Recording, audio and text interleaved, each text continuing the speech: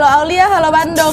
Nah, Aulia bilang, Wak, kalau sebenarnya pengalaman horor yang dia alamin ini pernah dia ceritakan di akun TikToknya, rame tuh katanya sampai 4,6 juta view. Nah, ternyata setelah dia up kisah itu, banyak tuh yang nge-request ke Aul buat ngirim cerita ini ke aku biar lebih detail gitulah ceritanya. Jadilah ini makin bertambah koleksi cerita horor kita dibuat sama si Aul ya kan. Makasih banyak buat kalian yang udah request di kolom komentarnya Aul, dan tentunya makasih buat Aul yang sudah bersedia berbagi ceritanya di sini juga. Nah, jadi Wak, ceritanya pengalaman horor yang dialamin sama si Aul ini terjadi pada tahun 2013 setelah dia sama teman-temannya mengunjungi wisata Taman Hutan Raya yang ada di Bandung, Wak. Jadi ceritanya waktu itu Aul ini ikut suatu komunitas bernama Wismis. Wismis itu wisata mistis, cenah. Nah, Wismis ini dibuat oleh organisasi mahasiswa, Wak, di salah satu kampus di Bandung memang. Kebetulan sepupunya si Aul yang bernama Riva ikutlah di komunitas itu. Diajaklah si Aul buat gabung juga. Nah, acara wajib dari komunitas Wismis ini adalah setiap malam Jumat mereka akan pergi berkunjung lah itu ke tempat-tempat angker ya kan. Macam lagi wisata hantu itulah. Nah, kebetulan waktu itu udah mau mendekati Ramadan, otomatis kan mereka bakal vakum dulu tuh selama bulan puasa ya kan. Dan untuk menutup rangkaian Wismis sebelum bulan Ramadan ini, mereka pun sepakat untuk pergilah itu berkunjung ke Dago Pakar. FYI, Dago Pakar ini adalah taman wisata alam ya, Wak ya, semacam taman hutan raya gitulah. Nah, sebenarnya waktu itu mereka sempat ragu, Wak, beneran mau ke Dago Pakar atau enggak nih,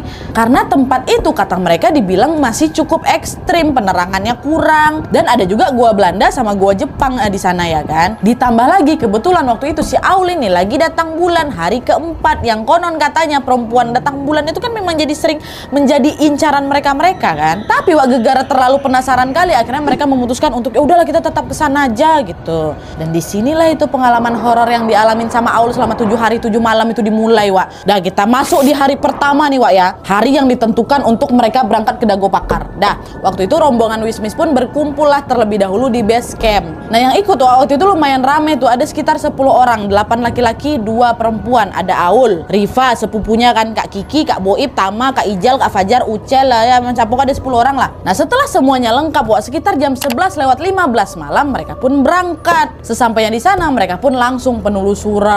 Nah, karena jalanan di sana itu masih sempit, mereka pun jalan berjajar 2-2 orang gitu loh, Wak. 2-2-2. Nah, waktu itu Aul ini jajaran sama Kak Kiki. Kak Kiki ini laki-laki, Wak. Dan mereka posisinya di barisan paling akhir. Dah jalan lah tuh rame-rame kan. Nah, dari pertama mereka sampai di lokasi inilah, Wak, teror horor pun mulai terjadi. Kalau misalnya sebagian dari kalian udah pernah berkunjung ke Dago Pakar tahun 2013, kalian tuh bakal disambut dengan kayak sebuah jembatan kayu gitu loh, Wak, yang di bawahnya mengalir sungai kecil kata Aul. Jalanannya juga masih tanah katanya, tapi untungnya udah rata gitu, bukan yang macam bebatu-batu gitu, enggak. Nah, tapi anehnya setelah rombongan Wismis itu melewati jembatan tuh, Aul ini tiba-tiba merasa seperti ada yang menangkis kakinya. Alhasil Aul pun jadi jatuh lah berguling-guling ke tanah. Diselamatin sama kawan-kawannya kan. Nah, pas dicek lagi sama Aul dan kawan-kawannya di lokasi tempat si Aul nih tersandung, di sana tuh nggak ada batu, nggak ada kayu atau hal-hal lain yang mungkin bisa membuat Aul nih kesandung, Wak. Macam tiba-tiba aja si Aul tuh jatuh. Nah, di situ Aul udah mulai ngerasa aneh tuh, tapi dia tuh memilih untuk tidak terlalu memikirkan hal itu. Walaupun pada saat itu Aul sudah ngerasa kakinya sakit, moodnya kan jadi hancur lah gara-gara dia jatuh tadi kan. Aul memaksakan dirinya untuk bisa melanjutkan perjalanan sambil dipapah tuh sama Kak Kiki dan Kak Boib. Tetap lanjut tuh, bukan bubar. Nah, singkat cerita rombongan Wismis ini pun sampailah, Wak, itu di Gua Belanda.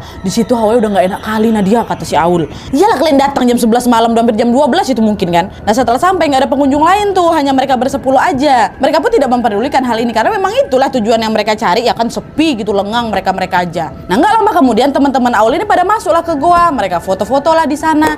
Nah, tapi Wak, entah kenapa di situ Aul tetap ngerasa dirinya tuh kayak nggak nyaman gitu loh, dan dia memilih untuk nunggu aja di bawah pohon, nggak ikutan heboh foto-foto sama kawan-kawan yang lain, Wak. Nah, tidak lama kemudian setelah berfoto-foto ria di dalam, salah satu temannya Aul yang bernama Tama tiba-tiba langsung muntah-muntah, Wak, setelah dia keluar dari goa itu. Dan di saat yang bersamaan Aul sama kawan-kawan yang lainnya juga mendengar ada suara orang batuk-batuk dari arah dalam gua. Padahal Tama ini lah orang terakhir dari rombongan Wismis tuh yang keluar dari Gua Belanda tuh. Di dalam udah nggak ada orang lagi. Tuh siapa yang batuk-batuk tuh? Nah, gegara kejadian itu akhirnya jelas membuat mereka jadi nggak betah lama-lama di sana kan. Udah nggak beres ini.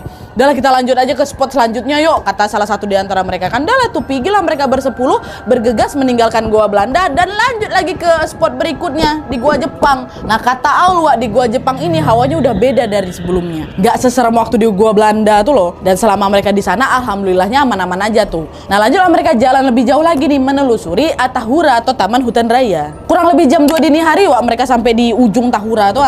Aul yang awalnya baik-baik aja cuma sakit kakinya setelah jatuh tadi, tiba-tiba dia ngerasa pusing, ngep dia. Dan badannya ini berubah kayak berat gitu loh, Wak. Dan hal terakhir yang diingat Aul pada saat itu adalah suara Kak Kiki yang berteriak, "Rifa, ini sepupu kamu pingsan," katanya. Dah tuh abis itu gelap semua, Aul pingsan dan dia udah nggak ingat apa-apa lagi nih. Aul pingsan cukup lama, Wak. Waktu itu dia ingat betul pas rombongan ini nyampe di ujung Tahura, dia sempat ngecek itu jam yang ada di HP-nya, ternyata udah sekitar jam 2 malam ya kan. Nah tapi waktu dia sadar dari pingsannya, dia ngecek jam itu lagi, waktu sudah menunjukkan jam 5 pagi. Bertepatan dengan azan subuh, Wak. Di situ tuh Aul tuh kayak kesekip gitu loh, bingung apa dengan apa yang sudah terjadi. Dan setelah Aul sadar, baru dari situ rombongan Wismis memutuskan untuk mengantarkan si Aul ini balik tanpa menceritakan apa yang sudah terjadi selama Aul ini pingsan ke Aul. Dan pas balik, Wak, dari sinilah kejadian horornya itu bukannya berhenti tapi malah makin parah. Apa selanjutnya? Penasaran kalian? Lanjut. Nah pagi hari sepulangnya dari Dago Pakar, Wak, Aul nih sampai di rumah sekitar jam 6 pagi. Karena kecapean, dia pun memilih langsung tidur aja nih. Nah pas Aul bangun inilah, Wak, dia tuh tiba-tiba merasa ada yang aneh dari dirinya. Pada hari kedua ini, Wak, gangguan mistis yang Aul alamin makin serem lagi. Dimana pada saat itu Aul merasa di sebelah kanan itu seperti ada seseorang yang ngikutin dia. Pokoknya setiap kali gerakan yang Aul lakukan, sosok ini pasti niruin, Wak, macam lagi bercermin gitu. Bedanya bukan di depan kayak orang ngaca, bukan, tapi di sebelah kanan. Menyadari hal itu tuh ya Aul jadi kaget, langsung dia buru-buru ngecek ke kanan nih. Dan anehnya setiap kali Aul menoleh, sosok itu seketika hilang, Wak. Tapi pas Aul balik ngeliat lurus ke depan lagi, sosok itu muncul lagi. Jadi Aul cuma bisa ngeliat si sosok itu dari sudut matanya aja, Wak. Nah meski si Aul udah mulai ketakutan, diperhatikannya lah kan sosok itu dengan seksama. Soalnya kan Aul juga penasaran kali kan siapa nih sosok di sebelah kanan ini yang sebenarnya. Dan dari sudut matanya perlahan-lahan Aul dapat melihat dengan jelas bahwa sosok yang ada di sampingnya itu adalah seorang laki-laki, Wak. Bajunya putih compang-camping, tapi dia memakai celana hitam dan sosok itu tidak menggunakan alas kaki. Dan si sosok ini tetap melakukan apa yang si Aul lakukan. Tiap kali ditoleh sama si Aul hilang dia. Saking takutnya si Aul waktu itu karena selalu diikutin ya kan, sampai pas mandi aja Aul tetap pakai baju, Wak. Iyalah orang sosok yang ikutin dia laki-laki, Wak, malu lah si Aul. Dan selain diikuti oleh sosok laki-laki tadi, Wak, Aul ini juga merasakan keanehan lain dalam dirinya. Entah kenapa di hari itu tiba-tiba si Aul ini jadi suka kali nyisir rambutnya, Wak. Padahal nih, Wak, ya kata si Aul nih,